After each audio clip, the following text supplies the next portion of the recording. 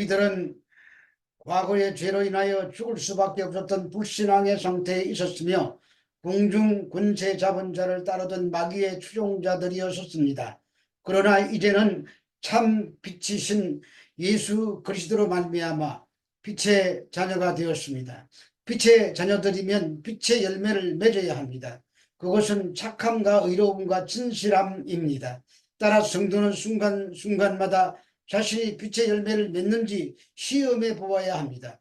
그래서 자신이 빛의 자녀가 분명하다면 더 이상 열매 없는 어둠의 일에 참여하지 말아야 합니다. 그러나 빛의 자매들이 사는 이 세상은 여전히 어둡고 캄캄합니다.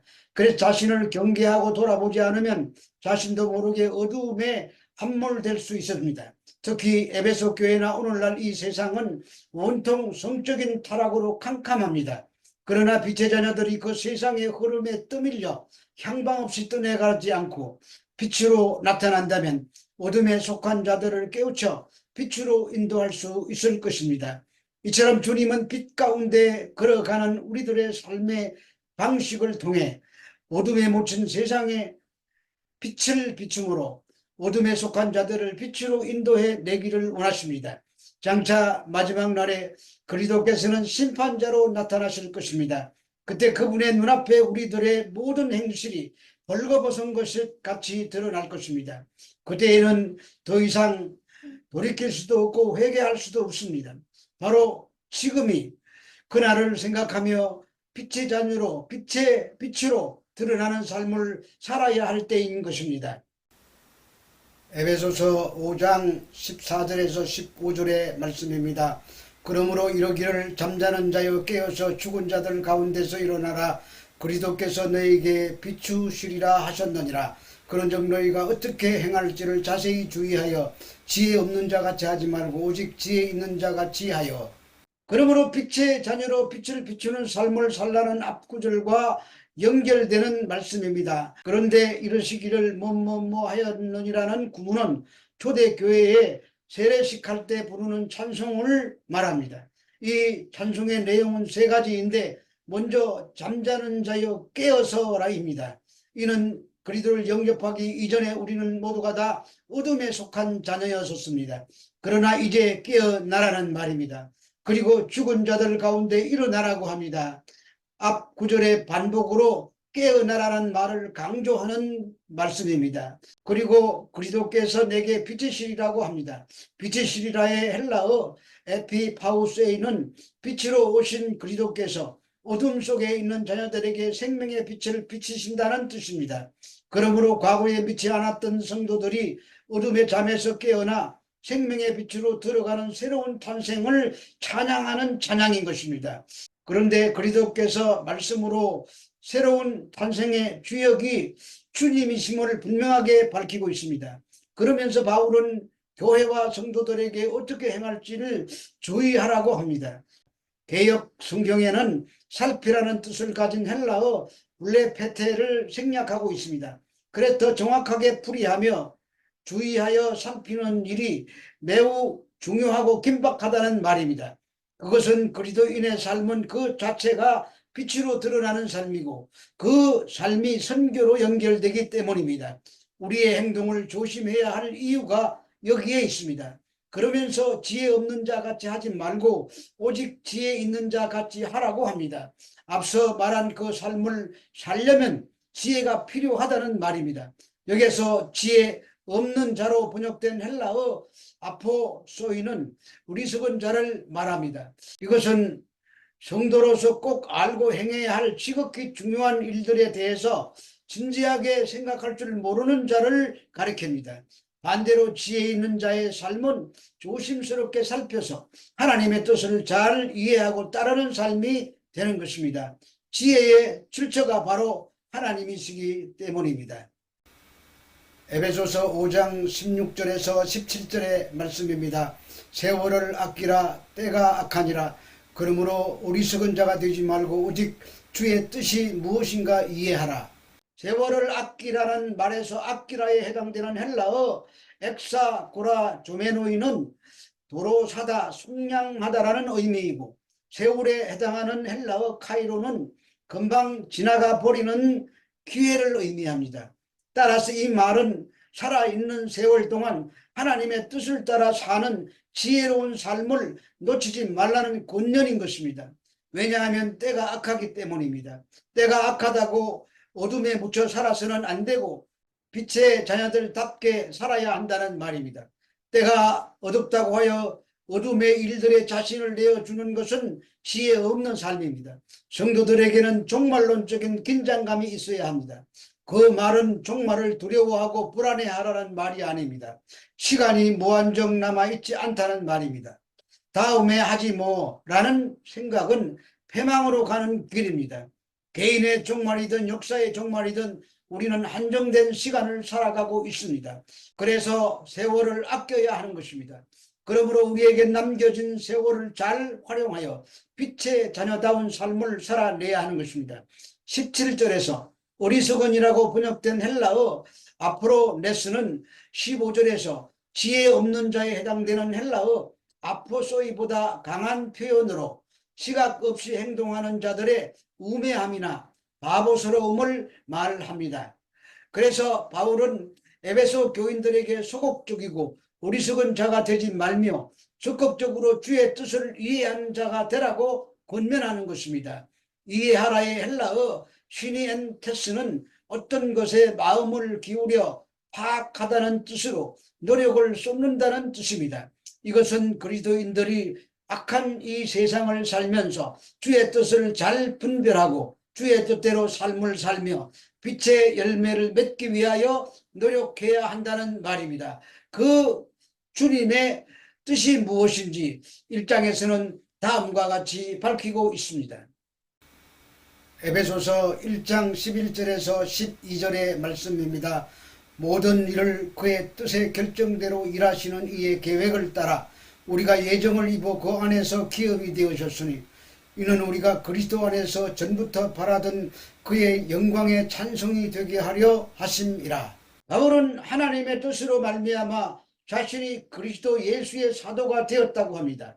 마찬가지로 성도들 역시 하나님 뜻 가운데 예정함을 입어 하나님의 아들들이 되었다는 말입니다. 그리고 11절에서 바울은 하나님의 뜻 안에서 우리가 기업이 되고 하나님의 소유가 되었다고 말합니다. 그래서 하나님이 우리를 특별히 아끼시고 보호하시는 것입니다. 그 궁극적인 목적은 그리스도 예수 안에서 영광의 찬송이 되게 하는 것입니다. 즉 하나님의 뜻은 우리가 그리스도를 통해 하나님의 영광을 찬송하는 것, 교회를 통해 하나님께서 찬송을 받으시는 것입니다. 교회가 이 어두운 세상 가운데서 그분의 영광을 나타내는 선교적 공동체가 되는 것입니다. 그러므로 19절의 권면이 이렇게 이어지는 것이 자연스럽습니다. 에베소서 5장 19절에서 20절의 말씀입니다. 시와 찬송과 신령한 노래들로 서로 화답하며 너희 마음을 주께 노래하며 찬송하며 범사의 우리 주 예수 그리스도의 이름으로 하나님 아버지께 감사하며. 바울은 찬양의 종류를 세 가지로 언급하고 있습니다. 먼저 시는 헬라어로 후살모이스인데 이는 시편뿐만 아니라 시편이 가지고 있던 정신을 간직한 일반적인 찬양의 노래들을 모두 포함한 말입니다. 그리고 찬송은 헬라어로 힘노이스인데 이는 초대교회 내에서 만들어진 삼위일체 하나님에 대한 영광송입니다. 그리고 신령한 노래들은 헬라어로 오다이스 프누마티카이스인데 이는 세속적인 노래와는 달리 성령의 영감에 의해서 만들어지고 불리어진 찬송을 말합니다. 그런데 서로 화답하라고 합니다. 혼자서 찬양하는 것이 아니라 공동체적인 찬양을 하라는 말입니다. 찬양의 대상은 하나님이시지만 찬양은 공동체 안에서 서로를 격려하고 일으켜 세우기도 하는 것입니다. 그리고 또다시 감사하라고 합니다. 교회는 불만과 의심으로 가득 찬 세상에서 감사를 말할 수 있는 유일한 공동체입니다. 하나님이 주신 것으로 만족하는 고백이 감사입니다. 바울은 우리 주 예수 그리스도의 이름으로 아버지께 감사하라고 했습니다.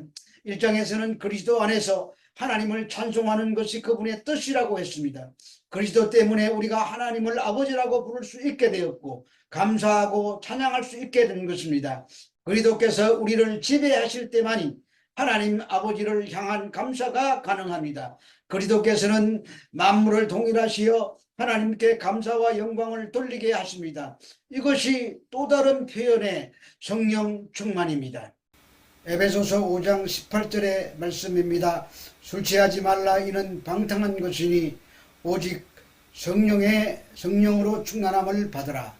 바울은 어리석음의 구체적인 예를 술 취함이라고 말합니다. 그것이 방탕함입니다.